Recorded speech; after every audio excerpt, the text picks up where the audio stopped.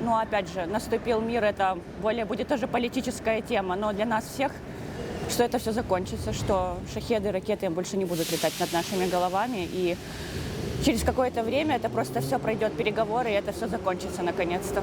Но потеряла я много тоже. Я потеряла нормальную беременность, ее встречать в хорошие дни, в позитивные. Было очень много стресса, очень много нервов, было очень много подозрений. Так же самое рождение моего ребенка. Это все было очень стрессово, переживательно. Поэтому потеряно просто очень много хороших дней и много хороших эмоций. И связь, и встречи с близкими людьми, с которыми я не могу сейчас увидеться. Где? Ты где?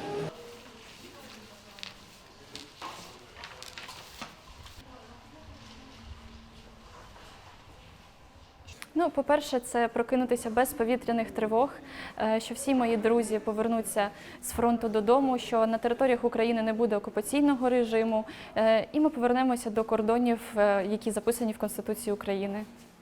Як на мене, найбільша втрата – це втрата нашого квіту нації, наших хлопців, дівчат, героїв. Особистої втрати мені пощастило не зазнати серед моїх родичів.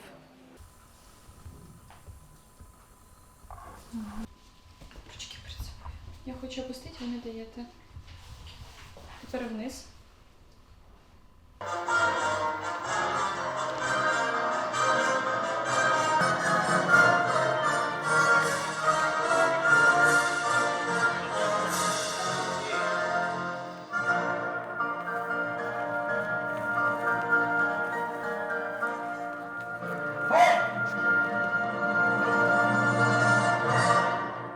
І для мене, напевно, що буде найкращим відчуттям кінця війни, коли моя донечка зможе мріяти. Мріяти, як всі діти. І вона просто підійде до мене колись і скаже: мама, я мрію просто про звичайні речі, про іграшки, про цукерки, а не просто залишитись живою. Звичайно, життя близьких мені людей, і друзів, і колег, які полегли на війні, це надзвичайні втрати. Ще надзвичайні втрати. Неможливість працювати була в перші місяці війни. Втрата своєї професії, втрата мрій. Зараз так само ми втрачаємо свою країну, можливість розвиватися, бути незалежними і нести свою культуру.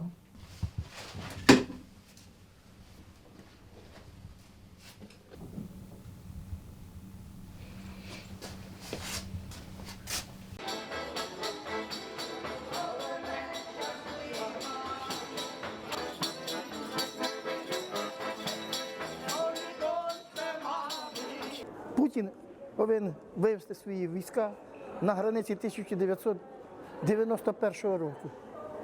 Це саме головне. А не всякі перемир'я, що ми оставимо часть землі, потім буде. Це тільки передишка, перегрупування його військ, і він знову почне ту саму агресивну війну. Під час війни я втратив свого сина. Він загинув 22 серпня 2022 року, 23-го року, в серпні 22-го він загинув. 30 серпня в нього було день народження, йому було всього-навсього 45 років. У нього 2 дітей залишилося.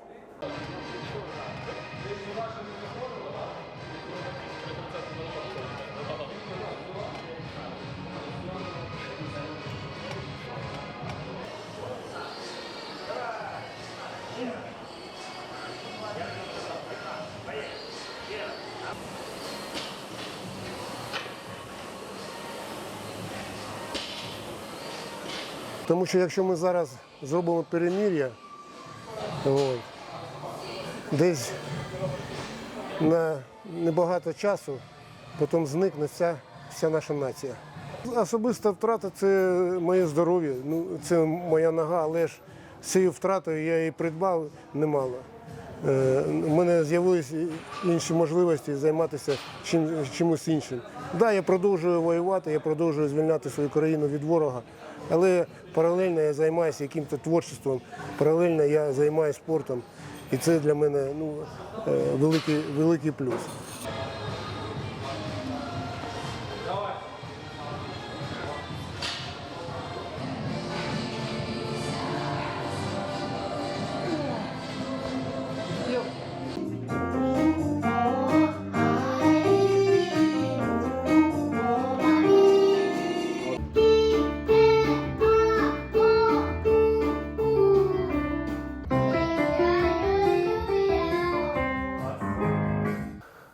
Я думаю, що ми перестанемо читати пабліки в Телеграм про вибухи, про все, що погано відбувається, і нарешті ми не будемо чути про смерті наших співгромадян, не будемо чути звуки вибухів.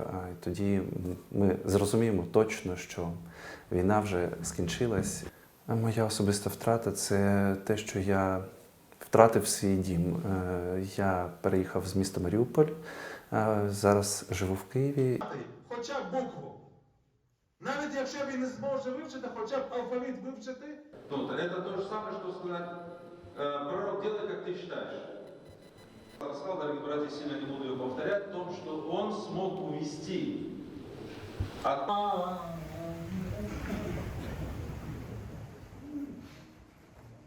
По-перше, як для мене, якщо я, як громадянин України, як частина цього суспільства, я зрозумію, що для мене є насправді Україна і що я повинен зробити для України.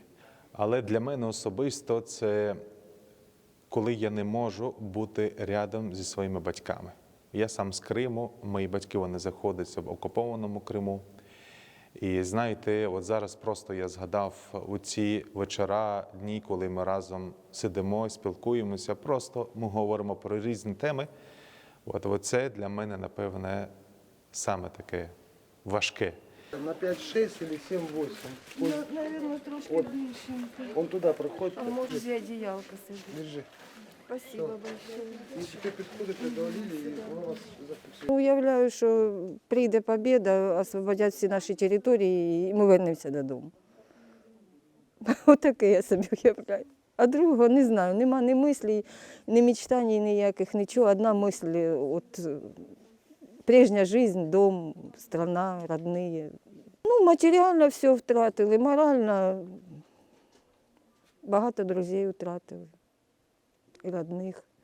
І були родні в Росії, і вони теж втрачені, так скажемо. Тому що, да, Росія, ну були рідні люди там, ми були настільки, ну, тепер зрозуміло, що там рідних немає. А тут рідні погибли, друзі погибли.